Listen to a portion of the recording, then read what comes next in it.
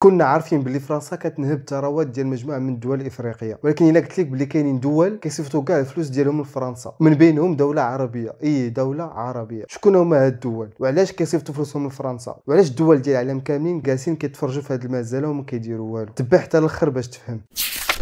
افريقيا اغنى قاره من حيث الموارد في العالم، وفي نفس الوقت هي افقر قاره من حيث مستوى المعيشه ديال الناس اللي عايشين فيها، ومن اهم اسباب الفقر ديال هاد الناس هي فرنسا. الاستعمار الفرنسي كتعتبر من اقصى واشرس انواع الاستعمار. الا شفنا الدول اللي كانت مستعمراها فرنسا غنلقاوها غارقه في الحروب ومتخلفه بزاف. فرنسا كتنهب ثروات الدول الافريقيه لقرون طويله، ماشي غير هذا الشيء، دمرات حتى الثقافه ديالهم وكتاخذ العقول ديالهم. فيما بان لها شي واحد نابغه في هاد الدول كتطمعوا بالفلوس وبالمنح والجنسيه باش ديه لعندها، ولكن انا كتصيفط فلوسك من الميزانيه ديالك لفرنسا فراه الاخر. فرنسا لدابا راه مسيطره على 15 دوله في افريقيا، وهادو هما اللي كيصيفطوا فلوسهم للخزينه الفرنسيه، وهادشي ما كاين حتى شي بلاصه في العالم من غير فهاد 15 دوله. واش واحد يقول لي علاش الرؤساء ديال هاد الدول ما يوقفوش هاد الشيء ويتهناو؟ هنقول لك بزاف ديال رؤساء الحكومات وحتى رؤساء الدول براسهم حاولوا، ولكن لقاو نهايه مأساويه وفيهم اللي تقتلوا.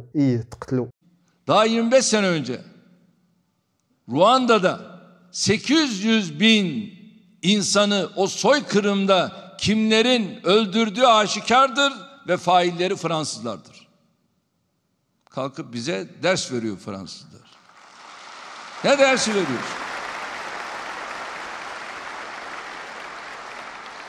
Cezayir'de yüz binlerce insanı katleden, soykırıma uğratan yine Fransızlardır. Bunları çok açık net belgelerle, arşiv belgeleriyle elimizde. Bunları biliyoruz. من بعد استقلال مجموعة من الدول وعدم قدرة فرنسا على التحكم في المستعمرات ديالها ورا الحرب العالمية الثانية، قررت تعطي استقلال شكلي لهاد الدول ودارت عملة جديدة لهاد المستعمرات الإفريقية وسمتها CFA فرانك. الفرانك اللي كنا كنسمعوا به هي العملة الفرنسية اللي كانت كتستعمل حتى في المغرب في ايامات الاستعمار، وكنسمعوها لدابا لعند شي ناس اللي كبار في العمر. والCFA هي اختصار لكلمات كولوني فرونسيز دافريك، يعني المستعمرات الفرنسية في إفريقيا. في أيام الاستعمار كانوا كاع الدول تحت الاحتلال الفرنسي كيخدموا بهذه العمله، وبزاف ديال الدول خرجوا من منطقه العمله الفرنسيه بحال الجزائر، تونس، موريتانيا، مدغشقر، غينيا والمغرب. هاد الدول قادوا العملات الوطنيه ديالهم وهما كيتحكموا فيها، ولكن الدول الاخرين اللي بقاو ما خرجوش وبقاو كيتعاملوا بهذا الفرنك لدابا واخا خداو الاستقلال ديالهم. هاد العمله اللي هي الفرنك فرنسا براسها ما بقاش كتعامل بها، ولات كتخدم بالاورو ملي تقاد الاتحاد الاوروبي، ولكن هاد الدول باقي عندها لدابا. وهاد الدول اللي بقاو هما 15 وهما البنين، بوركينا فاسو، كوت ديفوار، غينيا بيساو، مالي، النيجر، السنغال، توغو، الكاميرون، الكونغو، الغابون، افريقيا الوسطى، تشاد، غينيا الاستوائيه والدول العربيه، جزر القمر. Questo si chiama franco CFA.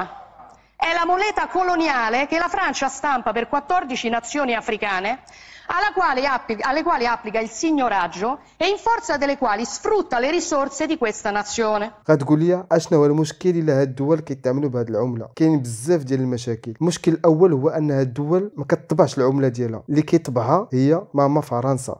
انت دوله وعندك السياده، ولكن فلوس كيطبعوا في بلاد اخرى، ديرها ولا ديك الدوله غتسد عليك الروبيني. المشكل الثاني هو ان فرنسا هي اللي كتحكم في سعر هاد العمله، ماشي غير هاد الشيء. فرنسا ربطات هاد الفرنك بالفرنك ديالها وخلات الفرنك الافريقي كيساوي 1.7 ديال الفرنك الفرنسي. الفرنك الافريقي غلا من ديال فرنسا. يمكن لخاد فرنسا ياك؟ لا واه معلم، فرنسا عارفه اش كدير. هاد اللعيبه خلات السلعه ديال فرنسا ارخص من السلعه ديال هاد الدول، وهنا فرنسا هلكات السوق الافريقيه وحتى الصادرات ديال هاد الدول للعالم ولات غاليه بزاف بسبب هاد العمله، وهلكات حتى التجاره بين هاد الدول والعالم، والسلعه ديالهم بقات مستوكي عندهم، والحل اللي كيلقاو قدامهم هي فرنسا اللي غتشريها من عندهم بعملتهم اللي اصلا هي كتطبعها. المشكل الثالث هو ان فرنسا كتبزز على الدول باش تطبع لهم الفلوس انهم يصيفطوا ليها اي دولار دخلوه في اي دوله من دول العالم. الا باعت شي معدن ولا شي برميل ديال النفط، داكشي باش باعتو كتحطو في الخزينه ديالها باش تبني بهم الطرقان وتستثمرهم في التعليم ولا في الصحه ولا في شي مجال اخر. ولكن هاد الدول كيصيفطوهم لماماهم فرنسا، وماشي غير الفلوس، حتى الذهب ديالهم كيصيفطوه لفرنسا. شتي الخبث ديال هاد الدوله؟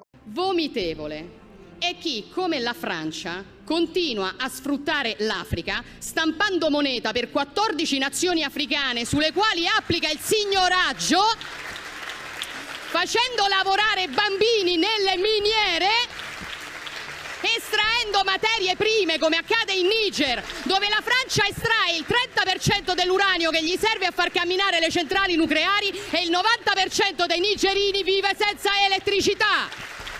Non ci venire a fare lezioni, Macron, perché l'Africa scappa da voi e la soluzione non è spostare gli africani in Europa, è liberare l'Africa da certi europei.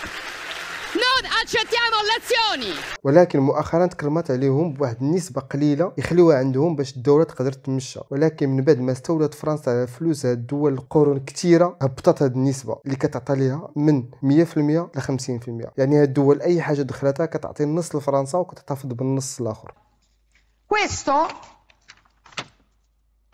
Questo è un bambino che lavora in una miniera d'oro in Burkina Faso.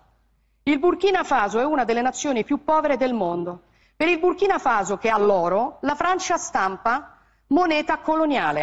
In cambio pretende che finiscano nelle casse del tesoro francese il 50% di tutto quello che il Burkina Faso esporta. L'oro che questo bambino si infila in un cunicolo per tirare fuori finisce per lo più nelle casse dello Stato francese.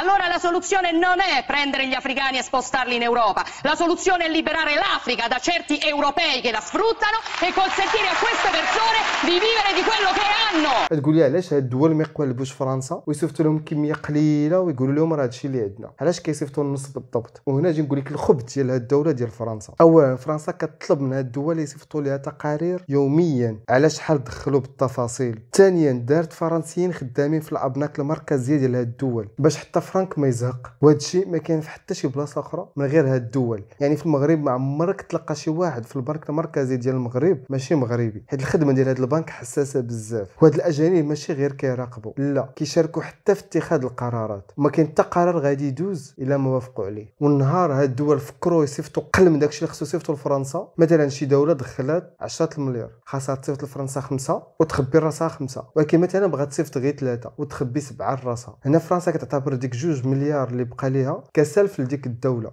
وغادي تخلص فوائد اللي كبيره بزاف. داكشي علاش هاد الدول اخر حاجه يفكروا فيها هي يتلاعبوا بهاد النسبه. المشكل الرابع هو العمله الصعبه اللي كاع دول العالم كيتسابقوا عليها. مثلا شي فرد ولا شي شركه في شي دوله بحال المغرب باع شي برودوي لشي واحد في ميريكان، في الحاله العاديه هاد السيد اللي في ميريكان غادي يصيفط الدولار للسيد اللي في المغرب، الدولار غيدخل للخزينه المغربيه، والبنك المركزي غادي يصيفط الدرهم لهاد المغربي، وهنا الدوله كتستافد من دخول العمله الصعبه للخزينه ديالها. ولكن هاد الدول هادشي ما كيوقعش. الا شي واحد باع من هاد الدول شي برودوي لشي واحد في ميريكان، الدولار اللي كيصيفطو داك المشتري كيمشي لفرنسا، وعاد فرنسا كتحولو للفرنك وتعطيه لديك الدوله باش البنك المركزي ديالها كيصيفط الفلوس للسيد، والدولار فين مشى خداتو فرنسا. هنا ساليت هضرتي. دابا غنسولك انت كيفاش ممكن لهاد الدول الافريقيه تعتق راسها من هاد السيطره الفرنسيه؟ ما إن أرادت دولة الدخول لإفريقيا حتى اصطدمت بفرنسا، فجيوش فرنسا غادرت إفريقيا ولكن نفوذها الاقتصادي متجذر، وحجر زاوية هذا النفوذ هو الفرنك الفرنسي CFA، والذي أصدره الجنرال دي غول عشية الحرب العالمية الثانية. عنوان الفرنك كان التكامل، والسيطرة الكاملة هي الحقيقة. المركزي الفرنسي يطبعه ل14 دولة، 12 منهم كانت مستعمرة فرنسية. فرنسا لا تفرض استخدام الفرنك، ولكنها جعلت الأمر مستحيلا، فالارتباط بين فرنسا وهذه الدول بات سياسيا واقتصاديا وثقافيا. الارتباط وضعف الأحوال الداخلية يجعل الانفكاك صعبا، فهل تكون الانقلابات الأخيرة ناقوس خطر لفرنسا ووصايتها على خيرات القارة السمراء؟